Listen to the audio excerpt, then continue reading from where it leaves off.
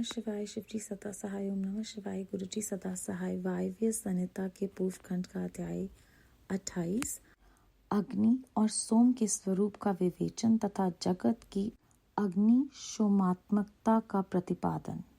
ऋषियों ने पूछा, प्रभु, पार्वती देवी का समाधान करते हुए महादेव जी ने ये बात क्यों कही कि संपूर्ण विश्व अग्नि सोमात्मक एवं वागात्मात्मक है।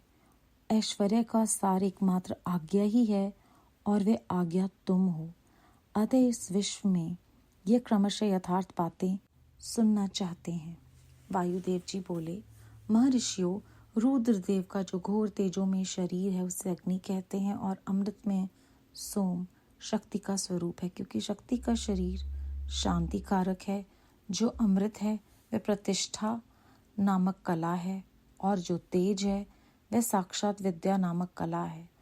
संपूर्ण सूक्ष्म भूतों में वे दोनों रस और तेज हैं। तेज की वृत्ति दो प्रकार की है, एक सूर्य रूपा है और दूसरी अग्नि रूपा। इसी तरह रस वृत्ति भी दो प्रकार की है, एक सोमरस रूपिणी और दूसरी जल रूपिणी। तेज विद्युत आदि के रूप में उपलब्ध होता है तथा रस मधुर आदि के रूप में। तेज और रस के भेदों ने ही ये चराचर जगत को धारण कर रखा है।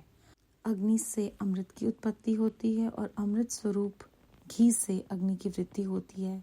अतएव अग्नि और सोम को दी हुई आहुति जगत के लिए हितकारक होती है। शस्य संपत्ति भविष्य का उत्पादन करती है। वर्षा शस्य को बढ़ाती है। इस प्रकार वर्षा से ही भविष्य का प्रादुर्भाव होता है, जिससे ये अग्निशोत्मात्मक जगत टिका हुआ है। अग्नि वहां तक ऊपर को प्रज्वलित होता है जहाँ तक सोम संबंधी परम अमृत विद्यमान है, और जहाँ तक अग्नि का स्थान है वहाँ तक सोम संबंधी अमृत नीचे को झरता है। इसीलिए कालाग्नि नीचे है और शक्ति ऊपर। जहाँ तक अग्नि है उसकी गति ऊपर की ओर है और जो जल का आपालावन है उसकी गति नीचे की ओर है।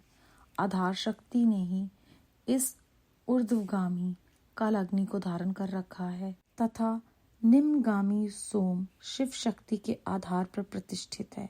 शिव ऊपर है और शक्ति नीचे तथा शक्ति ऊपर है और शिव नीचे। इस प्रकार शिव और शक्ति ने यहाँ सब कुछ व्याप्त कर रखा है।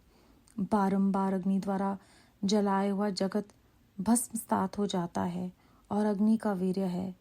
भस्म को ही अग्नि का वीर्य कहते हैं। जो इस प्रकार भस्म के श्रेष्ठ स्वरूप को जानकर अग्नि है इत्यादि मंत्रों द्वारा भस्म स्नान करता है, वह बंधा हुआ जीव पाश से मुक्त हो जाता है।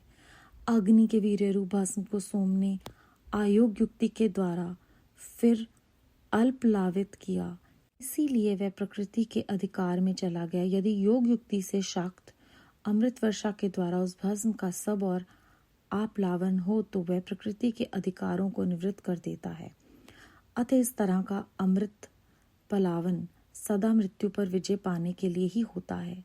शिवाग्नि के साथ शक्ति संबंधी अमृत का स्पर्श होने पर जिसने अमृत का आप्लावन प्राप्त कर लिया उसकी मृत्यु कैसे हो सकती है। जो अग्नि इस गुहा स्वरूप को तथा पूर्वोक्त अमृत पलावन को ठीक ठीक जानता है, वह अग्नि शोमात्मक जगत को त्याग कर फिर यहाँ जन्म नहीं लेता। जो शिवाग्नि से शरीर को दग्ध करके शक्ति स्वरूप सोमामृत से योग मार्ग के द्वारा इसे आप्लावित करता है, वह अमृत स्वरूप हो जाता है।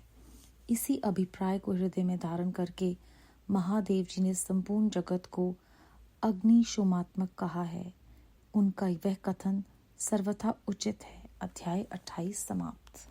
ऋषियों ने पूछा है इस अध्याय में कि किस प्रकार संपूर्ण विश्व जो है वो अग्नि सोमात्मक और वागात्मक है। तो वायुदेव जी बताते हैं कि जो रुद्रदेव हैं उनका शरीर तेजों में है, उसे अग्नि कहते हैं। अमृत में सोम शक्ति जो है वो देवी हैं और उनकी शरीर जो है वो शांति देती है। जो अमृत है वह प्रतिष्ठा नामक कला है और जो तेज है वो विद्या है। इस प्रकार वो दोनों ही रस और तेज हैं। तेज जो है वो दो प्रकार की उसकी वृत्ति होती है, एक होती है सूर्य रूपा और दूसरी होती है अग्नि रूपा। रस वृत्ति भी दो प्रकार की है, एक सोम रूपिणी, दूसरी जल रूपिणी। सारा जगत जो है वो तेज और रस के भेदों को ही धारण करता है। किस प्रकार वो एक दूसरे को पूर्ण संपूर्ण करते हैं उसके लिए हमें बताते हैं कि अग्नि से अमृत होता है उत्पन्न और अमृत रूप घी से अग्नि में वृद्धि होती है। इसीलिए अग्नि और सोम को दी हुई आहुति जो है वो जगत के हित में होती है।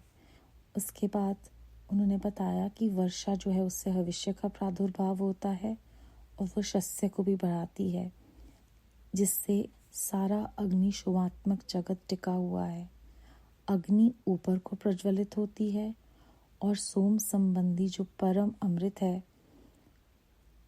उसका स्थान अग्नि है और सोम संबंधी अमृत नीचे को झरता है। इस तरह कालाग्नि नीचे है और शक्ति ऊपर। अग्नि की गति ऊपर है और जल नीचे, तो आधार शक्ति ऊपर की तरफ जाती है और कालाग्नि को जिसने धारण कर रखा है, और निम्नगामी सोम जो है वो शिव शक्ति के आधार पर प्रतिष्ठित हैं। इस तरह से शिव ऊपर हैं, शक्ति नीचे हैं तथा शक्ति ऊपर हैं और शिव नीचे। इस तरह से सारे जगत को उन्होंने व्याप्त कर रखा है। और अग्नि जो है वो वीर्य हैं, भस्म को अग्नि का वीर्य कहते हैं। इस तरह से जो भी भस्म के सबसे श्रेष्ठ स्वरूप को जानकर अग्निह मंत्रों द्वारा स्नान करता है, वो बंधा हुआ जीव पाश से मुक्त हो जाता है। जो भी अमृत का स्पर्श कर लेता है या जिसने अमृत का आप्लावन प्राप्त कर लिया, उसकी कभी मृत्यु नहीं होती। और जो अग्नि के इस स्वरूप को और अमृत पलावन को ठीक ठीक जानता है, वो अग्निशोमात्मक जगत को त्याग कर फिर दोबारा जन्म मरण के चक्कर में नहीं पड़ता।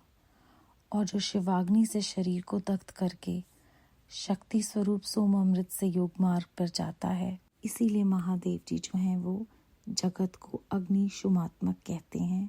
और उनका ये जो वचन है, कथन है, वो उचित है, क्योंकि उनके मुख से निकली हुई बात तो सत्य है, केवल सत्य है और कुछ भी नहीं। बेअंत शुक्राना गुरु जी महाराज, बेअंत शुक्राना। ओम नमः शिवाय, शिव जी सदा सहाय। ओम नमः शिवाय, गुरु जी सदा सहाय।